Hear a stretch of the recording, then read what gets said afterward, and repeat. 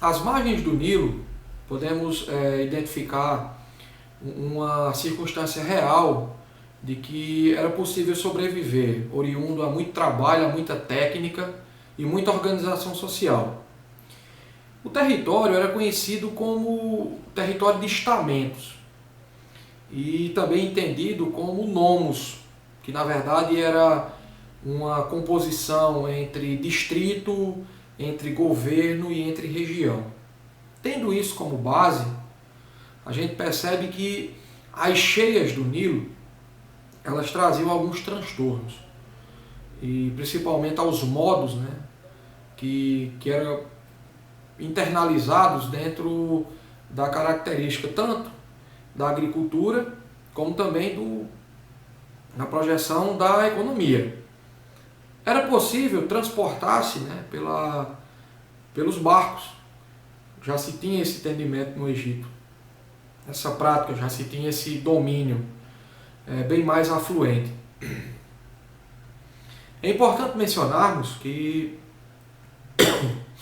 perdão, é importante mencionarmos que o Egito também ele tinha uma estratificação social muito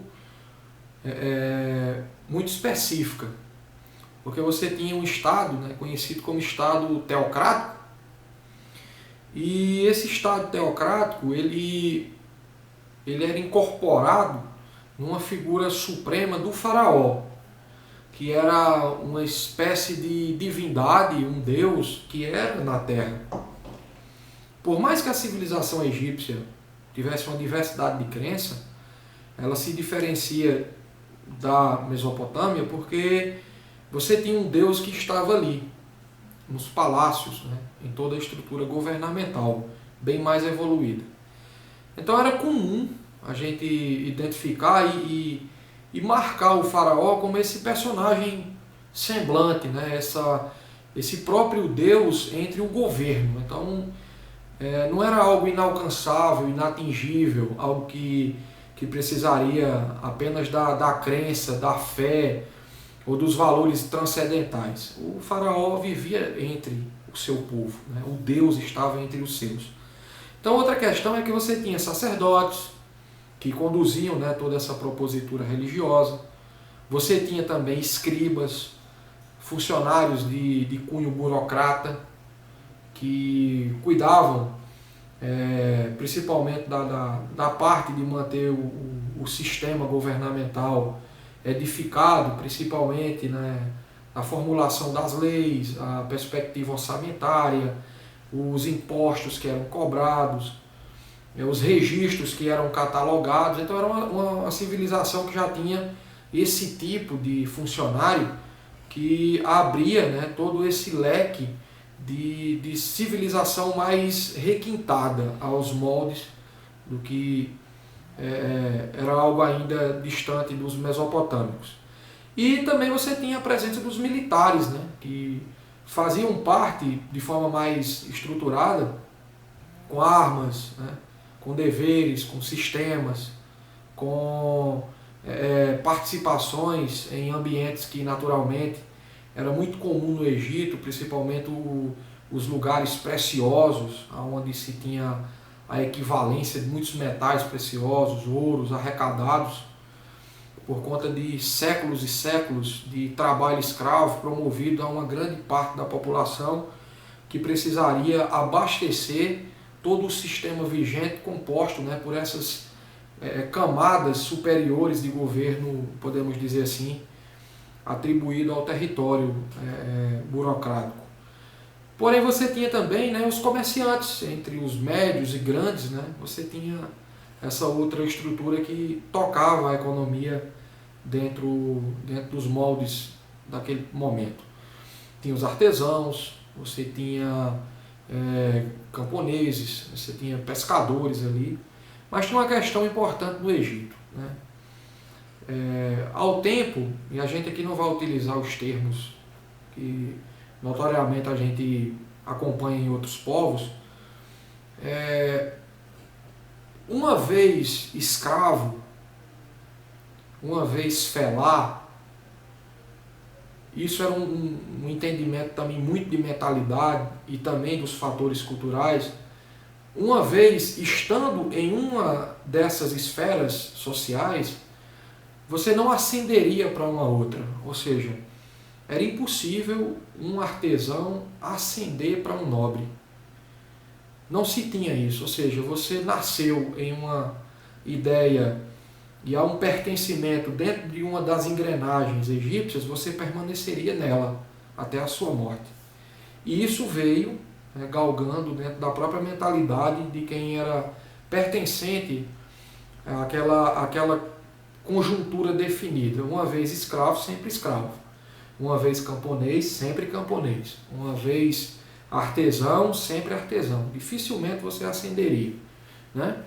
Outra ideia que a gente pode discutir aqui é que os egípcios aperfeiçoaram um sistema mais rico em detalhes e também em frequente significância, através de uma escrita mais aprimorada, que naturalmente foi incorporado, né, com os papiros, né, aos moldes do que os mesopotâmicos fizeram, mas com o tempo ela foi se aperfeiçoando a ser conduzida por símbolos e desenhos que representavam, né, justamente essa complexidade. Por isso que hoje muitas universidades no mundo que têm suas linhas de pesquisa, né, principalmente a egiptologia, temos profissionais técnicos que estudam anos, dedicam anos de sua formação para entender o que significa aqueles algarismos, né,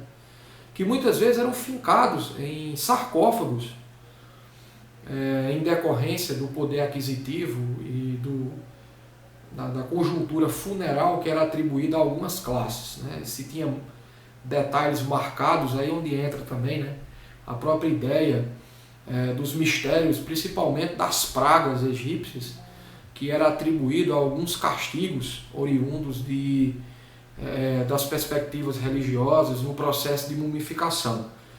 Hollywood deu a todos nós, né, grande projeção de entendermos o mundo da fantasia, mas era muito comum, né, as próprias maldições ser incorporadas dentro da tradição cultural, mitológica, lendária, que o Egito também possibilitou para os seus componentes de crença. Então, assim, os hieroglifos eram colocados também nos interiores das pirâmides, né? Lugares construídos com grande pujança, com grande fortalecimento para faraós, para pessoas de alto poder aquisitivo, que era também um lugar de guardar os pertences materiais oriundos de uma dinastia que prevalecia em decorrência do trabalho escravo de multidões, né? Interessante como a história do Egito também ela se confraterniza com a história dos hebreus, povos que vamos discutir um pouco mais na frente, principalmente da figura emblemática de Moisés, personagem esse lá do Antigo Testamento, um dos homens levantados pela visão do Deus cristão, que vai conduzir o povo na saída do Egito, no Êxodo, em busca da terra de Canaã. Mas aí é uma outra abertura, num outro momento. Então é importante dizer que as pirâmides, elas tinham esse cenário de mistério, de uma construção também muito engenhosa, de alto teor de projeção arquitetônica, com sua perspectiva de cálculo, da matemática estava lá também inserida dentro da composição dos blocos, a união das pedras, e principalmente uma sociedade que, diante, né, o período evolucionista daquele momento técnico, científico, alguns autores que apontam que os egípcios não conheciam a roda. Como é que se trabalhava com blocos de pedra daquele tamanho, atravessando desertos, utilizando animais, com troncos de árvores como rolamentos para deslizar? Como se puxa blocos com toneladas a serem puxados no braço por tração animal, são outras características, né, dessa grande engenharia. E quantos séculos, né, foram possíveis para ser feito isso antes das grandes revoluções que estão também presentes dentro da história política do Egito. Então, assim, as pirâmides elas tinham, né, a ideia também de ater-se como um reservatório de guardar ouros, né, tesouros, e por que não dizer também o entendimento dessa escrita, né, pelo francês Champollion, que identificou toda essa estrutura em volta da Pedra da Roseta, né, outro elemento fundamental para identificarmos aqui esse teor, podemos dizer, científico presente dentro da história egípcia. Então, é importante dizer esse cenário, porque a partir daí começa a se desenhar, né, uma projeção também da economia, que é o próximo ponto da nossa discussão.